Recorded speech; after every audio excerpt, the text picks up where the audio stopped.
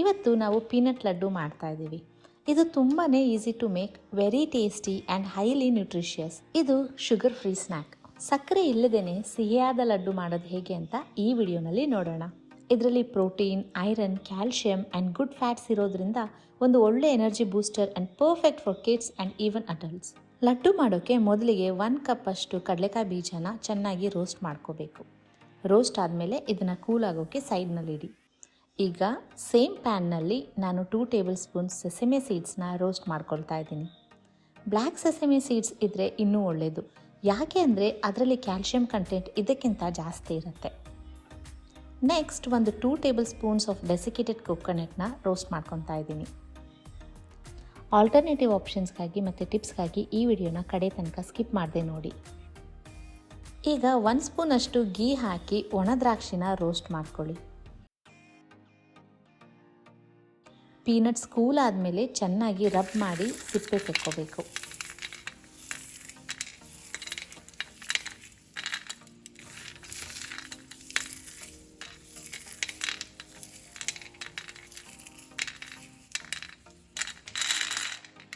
ಈಗ ಸ್ವೀಟ್ನೆಸ್ಗೆ 7ರಿಂದ 10 ಡೇಟ್ಸ್ನ ತಗೊಳ್ಳಿ.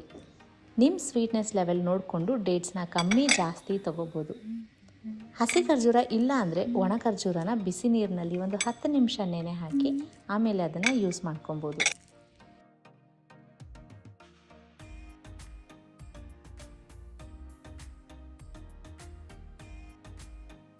ಈಗ 1 ಜಾರ್ಗೆ ಸಿಪ್ಪೆ ತೆಗೆದ ಪೀನಟ್ಸ್ನ ಹಾಕ್ಕೊಂಡು ಒಂದು 3 ಏಲಕ್ಕಿ ಸೇರಿಸಿ ಬಿಡಿಸಿಟ್ಟ ಖರ್ಜೂರ ಮತ್ತು ಅರ್ಧದಷ್ಟು ದ್ರಾಕ್ಷಿನ ಹಾಕಿ ಗ್ರೈಂಡ್ ಮಾಡ್ಕೊಳ್ಳಿ.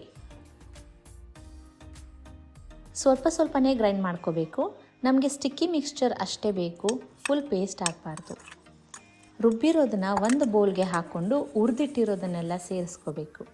ತಿನ್ನುವಾಗ ಎಳ್ಳು ಬಾಯಿಗೆ ಸಿಗೋದು ಬೇಡ ಅಂತ ಅನ್ನೋದಾದರೆ ನೀವು ಮಿಕ್ಸಿಗೆ ಗ್ರೈಂಡ್ ಮಾಡುವಾಗಲೇ ಇದನ್ನು ಕೂಡ ಸೇರಿಸ್ಕೋಬೋದು. ಈಗ ಎಲ್ಲವನ್ನು ಮಿಕ್ಸ್ ಮಾಡಿಕೊಂಡು ಸ್ಮಾಲ್ ಬಾಲ್ಸ್ ಮಾಡಿಕೊಂಡ್ರೆ naturally sweet and peanut laddu ready ಆಗುತ್ತೆ.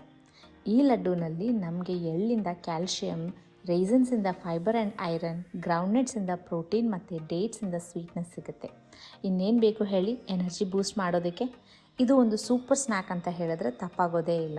ಇದನ್ನು ನೀವು 3ರಿಂದ 5 ದಿನ ರೂಮ್ ಟೆಂಪ್ರೇಚರ್ನಲ್ಲಿ ಇಡ್ಬೋದು. 1 ವೀಕ್ ಫ್ರಿಡ್ಜ್ನಲ್ಲಿ ಇಡ್ಬೋದು. ಮತ್ತು ಇದನ್ನು ನಟ್ ಫ್ರೀ ಲಾಡು ಮಾಡಬೇಕು ಅಂದರೆ ಪೀನಟ್ಸ್ ಬದಲು ನೀವು ಸನ್ಫ್ಲವರ್ ಸೀಡ್ಸ್ನ ಕೂಡ ಯೂಸ್ ಮಾಡ್ಬೋದು.